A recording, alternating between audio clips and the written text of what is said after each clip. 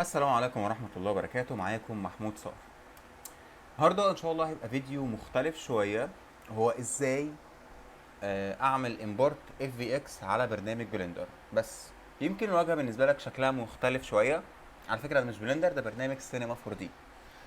الحكاية كلها ان انا هجيب اوبجكت من برنامج سينما 4 دي، وصيغة الصيغة اللي احنا هنشتغل بيها النهارده اللي هي صيغة الاوبن سورس، سواء كانت اف في اكس او او بي جي، دي بتشتغل على اي برنامج. فانا هجيب لك اوبجكت موجود فعلا من برنامج سينما 4 دي او من اي برنامج تاني، ماكس مايا، اي برنامج تاني.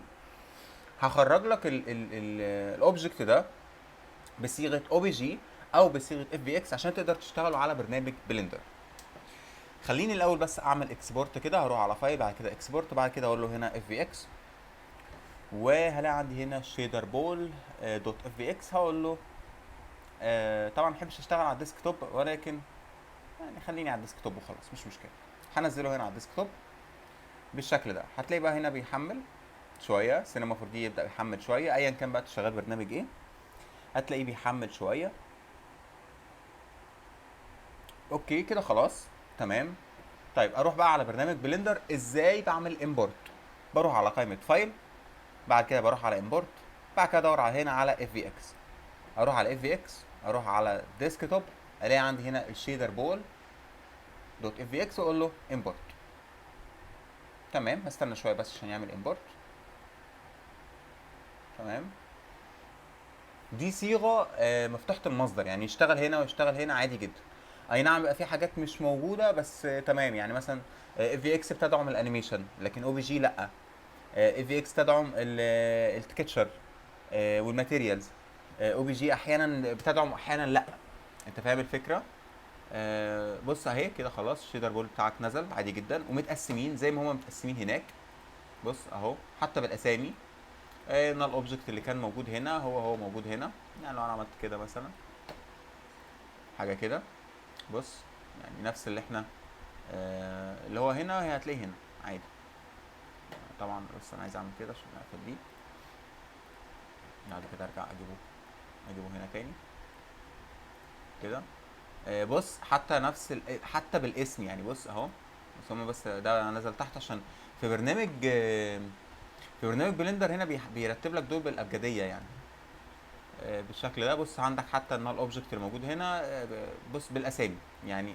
الدنيا ماشيه معاك عادي جدا. طبعا انت هنا تقدر تعمل كده، بس هنا يعني لا. حتى الكاميرا تمام نازله جوه الكاميرا يعني. بص خليني بقى اكبر ده وانزله واكبر ده يعني بالشكل ده كده. بص انت عندك هنا كاميرا تمام، انا دوست زيرو، هي بص كانك انت في سينما 4 دي عادي جدا يعني. بص نفس الشوت اللي متاخد هنا هو الشوت اللي متاخد هنا. بس هي الفكره كلها بس ان اعدادات الريندر عندك او اعدادات الاوتبوت بتاعتك مختلفه. يعني اعدادات الاوتبوت هنا كام؟ هنا 900 في 900. لو رحت هناك وعملت 900 في 900 الدنيا بتاعتك هتبقى هي اهو. بص هتلاقي نفس الشوط بالظبط. لو جيت رحت كده شفت ده وشفت ده هتلاقيهم بالظبط هو مفيش اي اختلاف.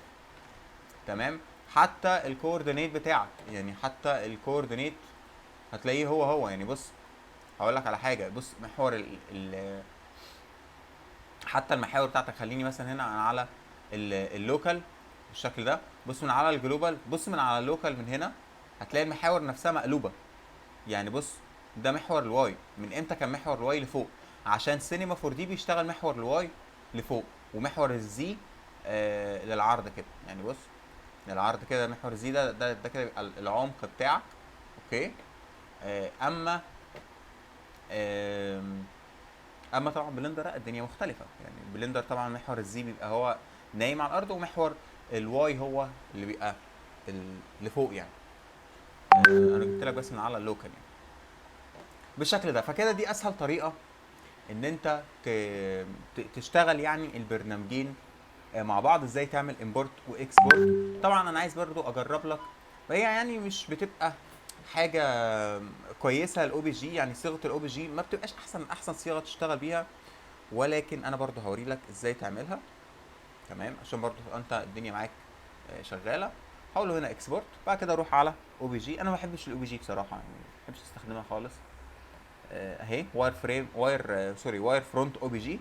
ويف فرونت، سوري، ويف فرونت او بي جي بالشكل ده. هقول له هنا شيدر بول، هقول له سيف او بي جي، هروح على بلندر. خلاص كده سيف ولا لسه؟ لا ما سيفش طبعا. بص طالما كده يعني برنامج سينما 4 دي ما بيفتحش معاك كده، هو لسه ما سيفش. لان خلي بالك كمان صيغه الاو بي جي بتاخد وقت اكتر من اف في اكس، يعني بتاخد وقت من البرنامج ومجهود من البرنامج اكتر من الاف في اكس بكتير. كده خلاص طلعت. خلينا نروح هنا فايل، برضو هقول له هنا امبورت. بعد كده هنا هقول له او بي جي ويب فرونت او بي جي ليجاسي. تمام، هات لي الديسكتوب. فين او بي جي؟ طبعا عندك الام تي ال عشان الماتيريالز. اوكي،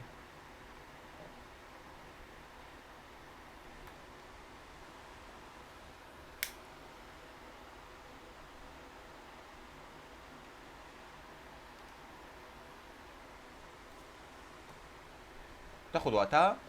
بص هو هتلاقيه بيحمل بس شويه كده، بس عادي جدا.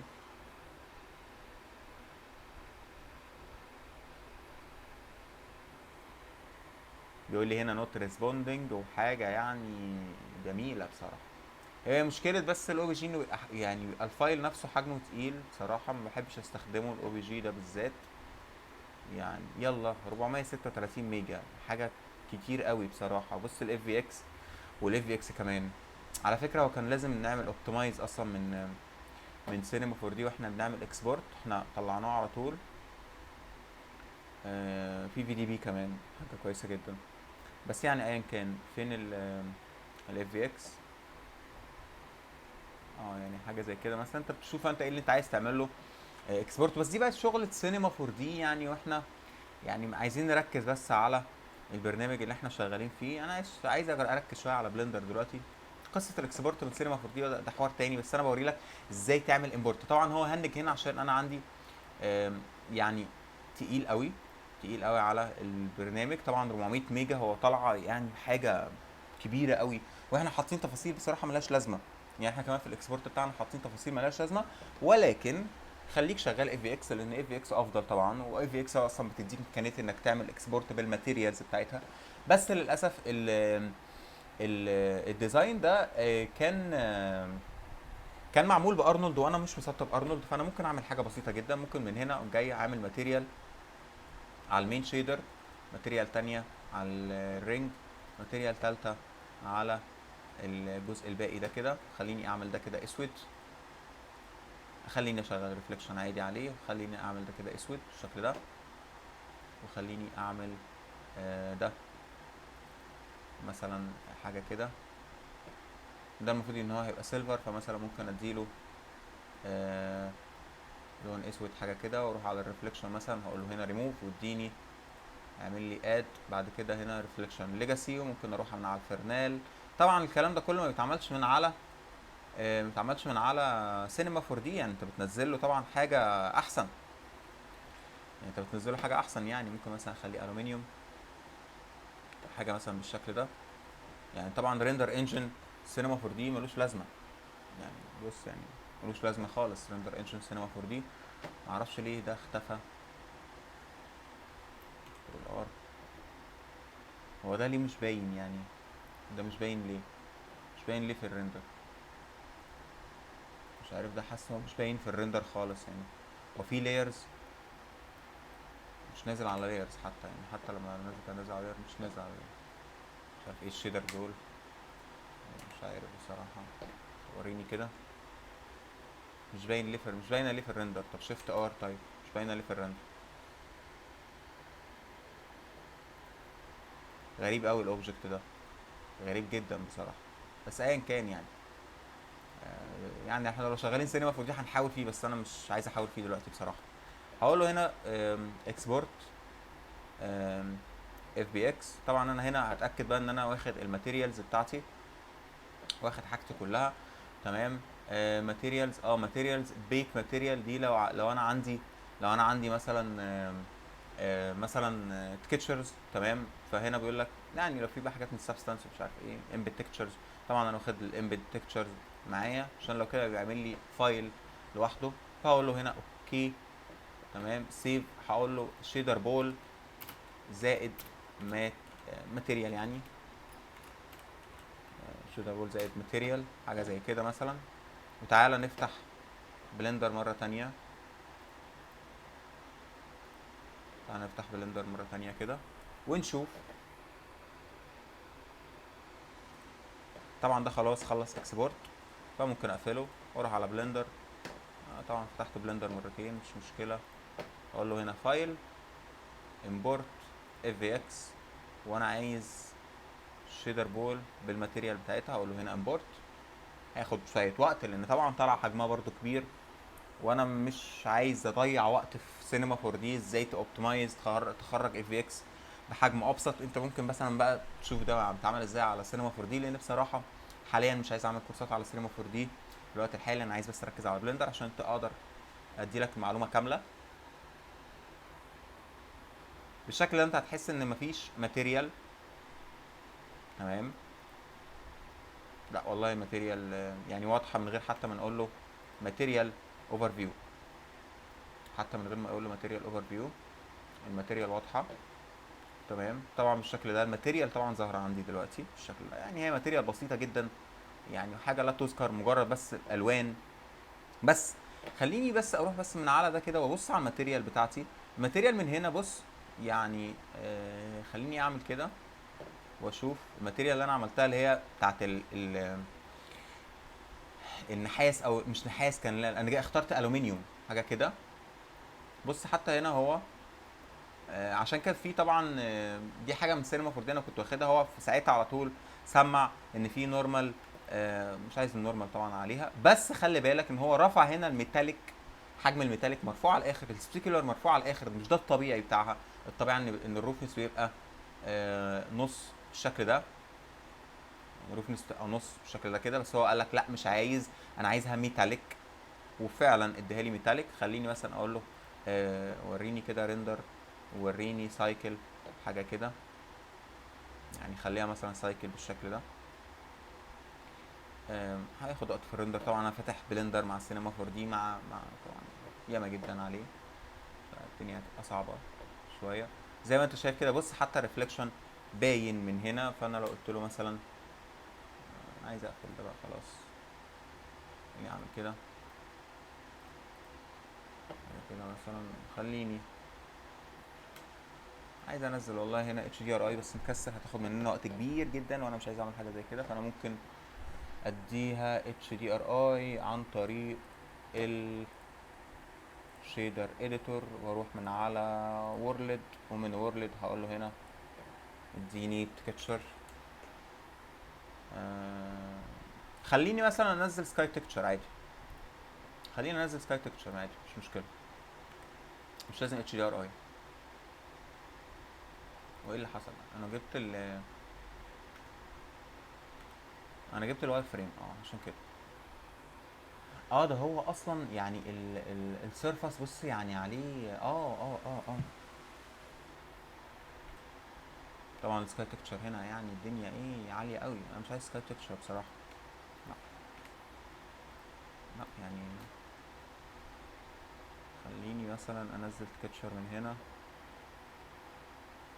ولا لا مش عايز سكاي تكتشر، ومش عايز كمان انفايرمنت تكتشر. انا عايز ايمج تكتشر بالشكل ده كده، واربطها واقول له يا سيدي يا سيدي ماي ورك اتش دي ار اي. حط لي اي اتش دي ار اي، يعني حط لي اي اتش دي ار اي، اي حاجه اي حاجه. انا عايز اشوف بس، انا عايز اشوف. ماشي. وهات لي السين هنا، خلي لي ده مثلا 3. انا عايز اضاءه بس عاليه. بص حتى السيلفر يعني بص بدأ يظبط معايا. بس طبعا هو ما ادانيش سيلفر بشكل سيلفر يعني حقيقي، لان طبعا انت بتبدا تعدل بقى، لان ريندر سينما 4 دي او ماتيريال سينما 4 دي يعني سيئه جدا جدا جدا. عشان كده طبعا هم اشتروا ريد شيفت، واشتروا وبقى بينزل عليه بقى ارنولد وريد شيفت واوكتان، وطبعا انتوا عارفين القصص دي كلها، وكورونا وفي راي، في حاجات كتير جدا. حتى سايكل كمان بقى بينزل على السينما 4 دي، لان السينما 4 دي طبعا الريندر انجن بتاعه سيء جدا، الماتيريال بتاعته سيئه جدا. حتى كمان بعد ما عملوا سيستم النود على سينما 4 دي اداله شكل احسن شويه، ولكن يعني مازال برضو مش حلوه، فبرضو بقى الناس بتضطر انها تشتري ريد شيفت او اوكتان او حاجه زي كده، والاغلب ريد شيفت طبعا عشان الشركه اشترته. فما بتوصلش لاحسن نتائج، فالنتائج اللي بتجيلك ما بتبقاش احسن حاجه. ولكن يعني خلينا نقول برضو ان انت بتبقى واخد التكتشرز منه، يعني بتبقى كويسه جدا لو انت واخد تكتشر مثلا او حاجه زي كده. لو في موديل انت عامله وعامل عليه تكتشر مش مشكله الماتيريال، دي شويه بارامترز يعني انت ممكن تعدلهم مش حوار. يعني لو حاجه زي كده مثلا بتعلي بتوطي بتضيف مش عارف ايه، الحاجات دي كلها بتبقى سهله. انما لو في تكتشر مثلا ومظبط لها اليو في بتاعها والحاجات دي كلها بتنزل معاك مظبوطه. فدي الحاجه الجميله في الموضوع. واي اف اكس حاجه زي كده مش شرط بقى سينما 4 دي، عادي من بلندر، يعني مش بلندر قصدي، طبعا احنا شغالين بلندر، من ماكس، من مايا، من اي حاجه بقى اف في اكس تشتغل معاك عادي جدا. ودي الطريقه ان انت ازاي تعمل امبورت الاف في اكس او او بي جي. طبعا انا كنت اتمنى ان انا اعمل لك امبورت من او بي جي، بس طبعا انا ما عنديش حاجه دلوقتي حاليا او بي جي، ولكن هي نفس هي الطريقه بالظبط، بتعمل امبورت وعادي جدا بينزل والاوبجكت بيبقى تمام. طيب انا خلصت كده الدرس، اتمنى تكون استفدت من الدرس. اشوفكم على خير ان شاء الله في الدروس اللي جايه. لو عجبك المحتوى يا ريت تدعمني بلايك، ولو عجبك محتوى القناه بقى بشكل عام يعني ممكن تعمل سبسكرايب او تحط الجرس، شغل الجرس عشان يجيلك اشعارات كل شويه لما ننزل حاجه. اشوفكم على خير ان شاء الله في المحاضرات اللي جايه. كان معاكم محمود صقر، والسلام عليكم ورحمه الله وبركاته.